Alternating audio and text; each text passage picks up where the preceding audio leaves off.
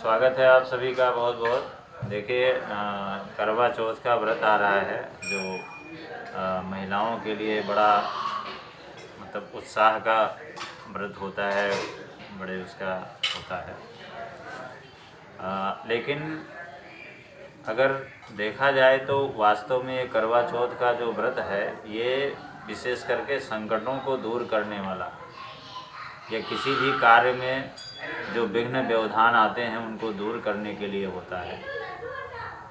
और साथ में जैसे एक परंपरा है, परिपाटी है कि इस व्रत को करने से सौभाग्यवती स्त्रियों को उनके पति की दीर्घायु प्राप्त होती है, उनके दाम्पत्य जीवन में मधुरता आती है। साथ ही जो बहनें, जो कन्याएं विवाह योग्य हैं, विवाह में उनके व्यवधान हो रहा है या उनको यथा योग्य पति सुयोग्य वर नहीं मिल पाता है, उनके लिए भी ये व्रत बड़ा उपयोगी होता है। और साथ में व्यक्ति विशेष के लिए भी, सभी लोगों के लिए वास्तव में इस व्रत की बहुत बड़ी महत्ता है। तो इसलिए है कि ये व्रत भगवान श्री गणेश को समर्पित है और गणेश जी को समर्पित है। संकट नाशन, संकष्टी व्रत भी इसको कहा जाता है, करवा चौथ भी कहा गया है, करक चतुर्थी भी कहा गया है।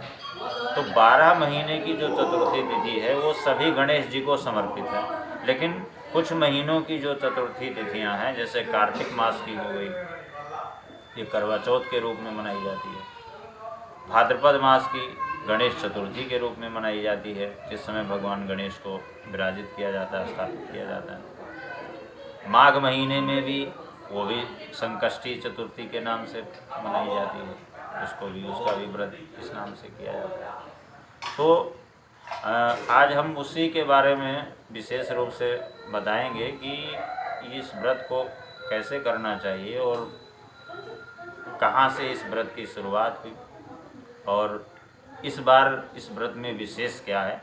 ये 2-3 बातें आवश्यक रूप से आप अंत तक वीडियो को सुने और उसका लाभ लें। इस बार 1 नवंबर बुधवार के दिन ये व्रत पड़ रहा है और संयोग से करीब 70 वर्षों बाद बुधादित्य योग और सर्वार सिद्ध योग, इसके अलावा शाम के समय शिव योग भी प्रारंभ हो जाएगा। तो ऐसे 3 महाशुभ योगों में करवा चौथ का व्रत पड़ रहा है। तो इस बार एक तो विशेष फलदायी है, दूसरा ये है कि बुधवार के दिन पड़ रहा है। बुधवार का दिन श्री गणेश जी और माँ दुर्गा को समर्पित है। इस व्रत में गणेश भगवान के साथ में पूरे शिव परिवार, स्वामी कार्तिकेय की, भगवान शिव की, माता पार्वती की पूजा की जाती है विशेष रूप से, और चंद्रमा की पूजा की जाती है। और ये जो व्रत होता है चंद्रोदय पर्यंत होता है। चंद्रमा के उदय होने के पश्चात में चंद्रमा को अर्घ्य दे करके, जल दे करके, उनकी पूजा करके फिर इस व्रत का पारण किया जाता है। तो इस बार ये 3 विशेष योगों को पढ़ने से बहुत ही खास है, इस व्रत को करना चाहिए। वैसे तो पुराणों के अनुसार इस व्रत का जो प्रारंभ है वो देवताओं के काल से माना जाता है कि जिस समय देवताओं और दैत्यों का युद्ध हुआ तो जब देवता लोग पराजित होने लगे तो ब्रह्मा जी ने उनकी पत्नियों को आदेश किया कि आप जो है चतुर्थी का व्रत करो और चतुर्थी का व्रत करने से आपके पतियों को दैत्यों पर विजय श्री की प्राप्ति हो। और देवताओं की पत्नियों ने इस व्रत को किया, जिसके फलस्वरूप उन्हें दैत्यों पर विजय श्री की प्राप्ति हुई। इसके अलावा महाभारत काल में भगवान कृष्ण के आदेश के अनुसार द्रौपदी ने किया था, जब उन्हें कौरवों पर विजय श्री की प्राप्ति हुई थी। तो वहाँ से इस व्रत का प्रारंभ हुआ था। ये व्रत जो है अटल सौभाग्य का देने वाला है और ख़ास करके जो एक स्त्री वर्ग है उस स्त्री वर्ग के तप को ये दर्शाता है कि स्त्री अगर तप करती है तो बड़े बड़े असंभव कार्य भी संभव हो जाते हैं। उदाहरण के लिए जिस तरह से सत्यवान ने और सावित्री ने सत्यवान अपने पति सत्यवान के प्राणों को यमराज से बचा लिया। माता अनुसुईया ने भी इस व्रत को किया। उनके अंदर तप था, उन्होंने ब्रह्मा विष्णु महेश तीनों लोगों को बालक के रूप में परिवर्तित कर दिया, तप था। माता पार्वती ने तप के प्रभाव से भगवान शिव को वर रूप में प्राप्त कर लिया। तो ये व्रत जो है खास करके स्त्री वर्ग के तपस्या को दर्शाता है कि उनकी तपस्या में कितना बल है, कितनी सामर्थ्य है, कितनी क्षमता है उनकी तपस्या में कि अगर वो तप करें तो बड़े बड़े असंभव कार्य को भी संभव कर सकती है। तो एक बार पुनः कि इस व्रत को पुरुष वर्ग भी कर सकता है, स्त्री के लिए तो है ही है, विशेष करके कुंवारी कन्याएं भी कर सकती हैं, और ख़ास करके वो कन्याएं जिनके विवाह में कोई व्यवधान विघ्न बाधा हो रही है उनको ज़रूर करना चाहिए। और इस बार करीब 70 वर्षों बाद ऐसे महाशुभ योगों में पढ़ने से बहुत ही खास हो रहा है।